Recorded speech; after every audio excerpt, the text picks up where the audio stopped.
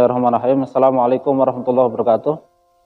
Alhamdulillah, wassalatu wassalamu ala rasulillah wa ala alihi wa sahbihi wa ala amma ba'd. Fikrul Mustanir channel yang berbahagia, Alhamdulillah pada hari ini kita bersama dalam rangka untuk melaksanakan program inspirasi bulan suci menuju jalan ilahi.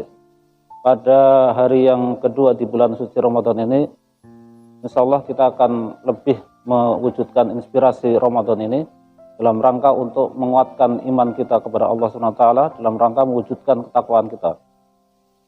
Kita mengetahui bahwa salah satu inspirasi penting di bulan Ramadan adalah diturunkannya Al-Quran.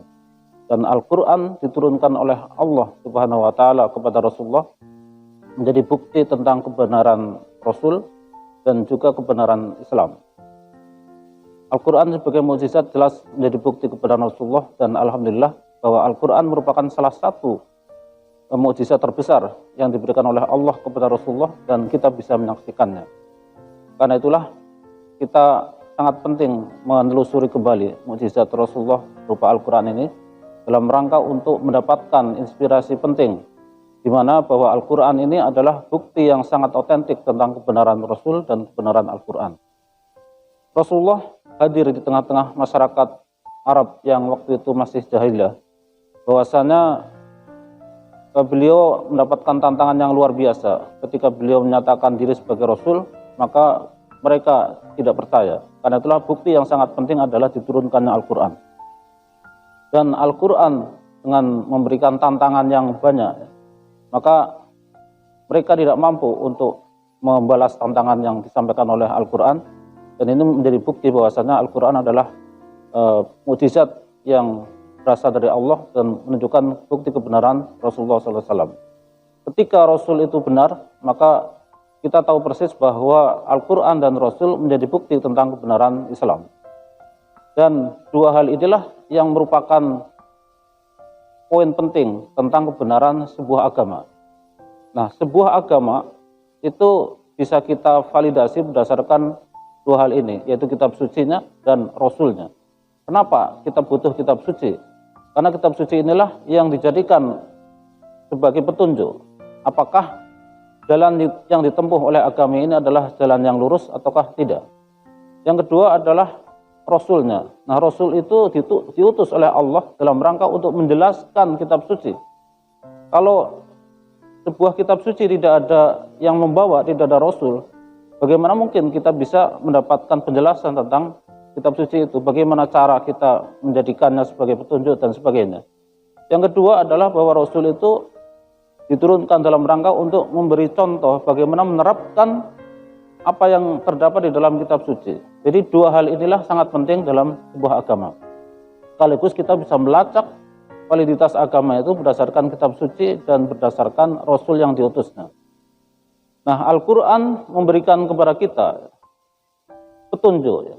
Dan inilah yang disampaikan oleh Allah SWT dalam salah satu firman-Nya. Allah berfirman, A'udzubillahi minasyaitonirrajim, Syahrul Ramadan alladzi unzila fihil Qur'an hudal linnasi wa bayyinatin minal huda wal furqan.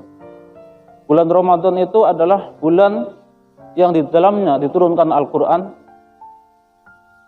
yang difungsikan sebagai hudan, yaitu petunjuk, wa bayyinatin minal huda, dan memberikan penjelasan atas petunjuk itu, wal furqan, dan sebagai pembeda. Nah, tinggal kita bagaimana memposisikan Al-Quran ini sebagai apa? Apakah kita jadikan Al-Quran itu hanya sekedar hiasan yang kita taruh di atas rak-rak lemari kita atau di masjid-masjid yang banyak jumlahnya? Ataukah kita setiap hari kita baca, ataukah kita fungsikan yang lain? Yang diinginkan oleh Al-Quran sendiri adalah bahwa Al-Quran itu diturunkan oleh Allah dalam rangka sebagai petunjuk. Kalau kita sakit, maka ketika kita pergi ke dokter, karena kita percaya bahwa dokter itu akan memberikan petunjuk bagaimana cara mengobati sakit kita. Kemudian kita datang ke dokter, dokter memberikan resep. Ketika resep itu sampai kepada kita, kemudian kita belikan obat, kita tukar dengan obat. Nah, kira-kira gambaran bahwa petunjuk Al-Quran yang kita jadikan sebagai resep, ya, untuk kita adalah kita jadikan resep itu kita amalkan, kita laksanakan dalam kehidupan kita sehari-hari. Kalau resep ini kita simpan saja, maka ibarat seorang sakit yang sedang sakit itu, dia diberikan resep oleh seorang dokter. Nah, resep itu kita taruh aja di almari atau di kotak atau di tempat lain. Kita tidak belikan obatnya, kita tidak minum obatnya.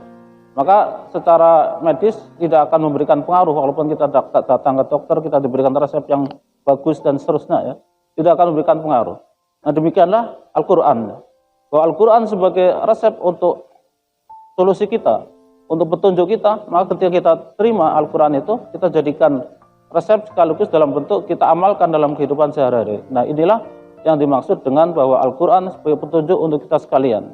Insya Allah, semua yang kita hadapi dalam kehidupan kita, persoalan-persoalan apapun, kita akan dapatkan resepnya, petunjuknya di dalam Al-Quran.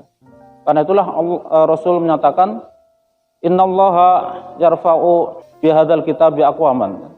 Sungguhnya Allah mengangkat dengan kitab ini yaitu Al-Quran pada posisi umat yang tinggi. Wa yadau bihi akharin, dan akan menghinakan kalangan yang lain, yaitu orang-orang atau kalangan umat yang tidak menjadikan Al-Quran sebagai petunjuknya.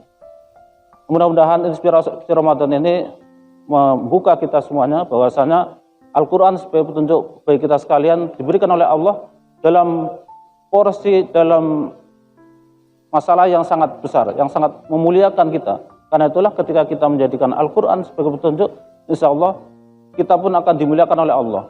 Al-Quran diturunkan dari zat yang maha mulia, yaitu Allah SWT, dibawa oleh malaikat Jibril yang juga mulia, disampaikan kepada Rasulullah, seorang makhluk, seorang manusia yang mulia, dan juga diturunkan kepada manusia secara keseluruhan. Dan karena itulah insya Allah ketika kita menjadikannya sebagai petunjuk, maka kita pun akan menjadi mulia. Demikianlah, mudah-mudahan bermanfaat. Bila taufiq wal hidayah. Assalamualaikum warahmatullahi wabarakatuh.